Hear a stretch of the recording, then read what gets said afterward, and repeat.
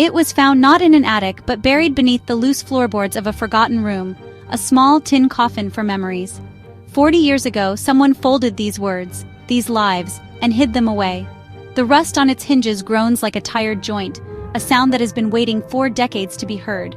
There's a weight to it, not just of metal but of time itself, of promises kept and broken, of moments lived and then sealed away from the light. Tonight, we become custodians of that time. We open it, not as intruders, but as witnesses. The air inside smells of dry paper, faint perfume, and something like regret. The first letter feels fragile as a dried leaf. Letter 1.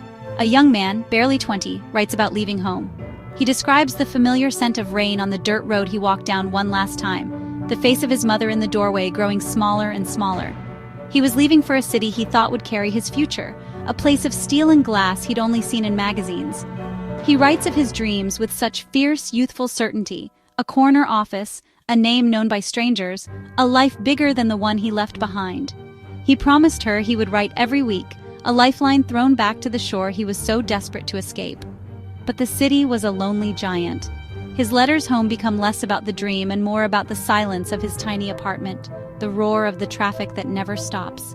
The ink, once so bold with ambition, fades before the first reply arrives. Or perhaps the hope faded first, leaving the words to slowly disappear on the page, an echo of a future that never was.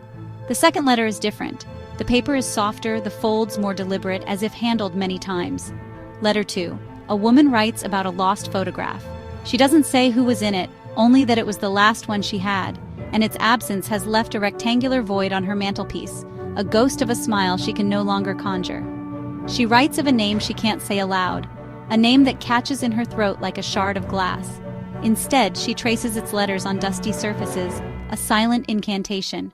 And she speaks of her quiet habit of folding the corners of pages in the book on her nightstand. Each dog-eared page isn't a bookmark, but a monument, a tiny folded flag of surrender to mark the days she survived his absence.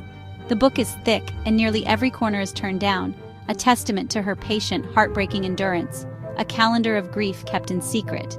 The final letter in this small collection is heavy, the ink pressed deep into the fibers of the paper. Letter 3. A father writes to a son he sees only in memory. He describes the boy's laughter, a sound he can still hear echoing in the empty hallway if he concentrates hard enough. He writes not to the man the son became, but to the child he lost long before he was gone. He apologizes for the silence that followed his mistakes, a silence born of pride and fear that grew into a chasm too wide to cross. You can see where his tears have warped the paper, blurring the words of remorse. He confesses that every apology he ever owed was rehearsed in his mind, but never spoken, trapped behind teeth clenched in regret. This letter, perhaps never sent, was his final attempt to build a bridge back to a shore he himself had abandoned. Letter 4.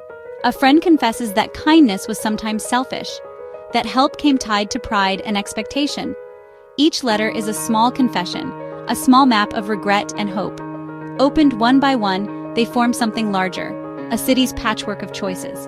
We follow the paper's path: a rusted mailbox, a locked attic, a drawer that smelled of cedar and tea. We follow the lives the letters touch. A woman reads a line and remembers a laugh she'd forgotten. A man finds a name and looks at his own hands as if they might answer. It begins in the quiet glow of a lamplight. A child discovers a signature, a name scrawled in elegant, looping ink. It is a whisper from another time, a tangible piece of a person they may have never known. In that moment, the impossible feels real. For a single magical night, the child believes in the existence of miracles, in ghosts who leave their mark not in cold spots, but in the graceful curve of a letter. Years later, we find these letters again, tucked in a dusty box. The paper is brittle, the ink faded, but the words remain. These pages, these silent artifacts, do not change what happened. They cannot rewind time, unsay a cruel word, or bring back a person who is gone. The events they describe are set in stone, immutable moments from a past we can only observe, and yet they are not powerless. They do something else entirely. They don't change the past, they transform our present. They act as a key, unlocking doors within ourselves we had bolted shut. They ask us to look inward, to bravely face the archives of our own hearts and see what we have kept hidden there. The letter becomes a mirror, reflecting not just the writer's world, but our own. This reflection forces a reckoning. It asks us to forgive, not the grand moments of treachery, but the small daily betrayals that, accumulated, made our lives and our loves smaller. The unanswered call, the sharp tone, the forgotten promise. These are the tiny cuts that bleed the warmth from a relationship. A letter, holding a moment of past tenderness, gives us the perspective to acknowledge these wounds and begin to heal them, both in our memory of others and in our judgment of ourselves. Of course, timing is everything. Some letters arrive far too late to fix what was broken. They are posthumous apologies, declarations of love for ears that can no longer hear. Reading them is like a conversation with a ghost, a monologue of what could have been. There is a profound sadness in them, but also a gift, a final word to hold on to. Then there are the other letters, the ones that arrive just in time. They are a hand on a shoulder in a moment of despair, a quiet voice cutting through loneliness. They don't need grand pronouncements. Sometimes all they need to say is, "I remember."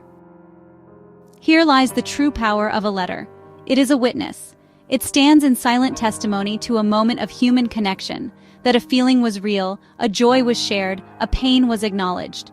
In a world of fleeting comments, the physical letter is an anchor. It is proof that someone, somewhere, once cared enough to stop, to think, and to commit their thoughts to paper, creating a bridge of ink and feeling that can span lifetimes. In the quiet room where these letters were kept, a sanctuary of stillness, we find ourselves listening, not with our ears, but with our entire being.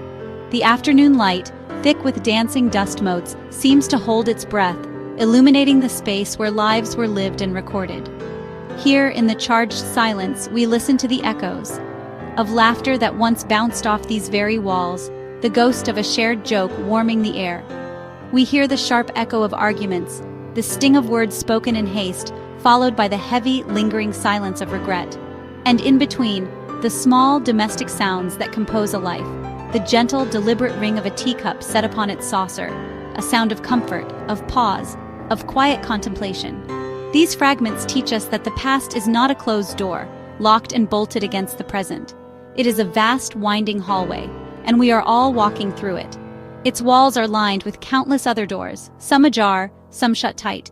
And from behind them, we hear voices, whispers of secrets, shouts of joy, the low hum of everyday life, the solemn cadence of a promise made long ago. And when a letter from that hallway finds its way into our hands, we are faced with a profound choice, a crossroads of memory. One by one, the recipients must decide. Some choose to forget, to turn away from the pain or the burden the words carry, believing that letting go is the only way to move forward. Others, in a blaze of grief or anger, choose to burn. They watch the paper curl and blacken, the ink disappearing into smoke, a desperate, fiery ritual to declare an ending. Some choose to hide the letter away, tucking it between the pages of a book or into the dark corner of a drawer. Too precious to destroy, yet too potent to face. It becomes a secret, a sleeping giant in the heart of the home. But then there are those who choose to hold, to accept the letter, with all its weight and all its light. They smooth its creases, they trace the signature, they let the story settle into their own. And by holding, by preserving, they become custodians of a life. They teach their children and their children's children a fundamental truth, that memory matters, that our stories are not disposable. They show that to understand who we are, we must be willing to carry the stories of those who came before us. It is an act of love, a promise that no one is ever truly gone as long as their story is told. So if you, in your own life, should ever find an old envelope tucked away in a forgotten box, its paper brittle with age, addressed in a hand you do not recognize, pause, feel the weight of it. This is not just paper, it is a vessel. It has traveled through time to find you. Do not be afraid of what it holds. See it as an invitation, a message in a bottle that has finally washed ashore. Open it, read it, slowly. Let the words unfold not just in your mind, but in your heart. Hear the voice of the person who wrote them. Imagine their world, their hopes, their fears. You are not merely reading words, you are bearing witness to a moment of a human soul captured in ink. Let this act of connection remind you of a powerful truth. Time does not erase meaning. It can obscure it, it can soften its edges, but it cannot destroy it. A feeling, a decision, a love that was true 60 years ago remains true in its essence today. The ink may have faded, but the humanity within it is indelible. Because some letters arrive decades late. They are delivered to a world their author never knew, to a person who has lived a whole life without them. And yet, they can still change everything. They can rewrite a family history, heal an old wound, or reveal a love that has been waiting, silently, to be known. They are proof that it is never too late for a story to find its new beginning. These pages, these voices, these echoes from another time ask us to slow down, to listen. If you believe in the power of these quiet moments and the importance of listening to the past, consider joining our community. Subscribe to Emotoura, where we create more intimate films dedicated to the stories that shape us.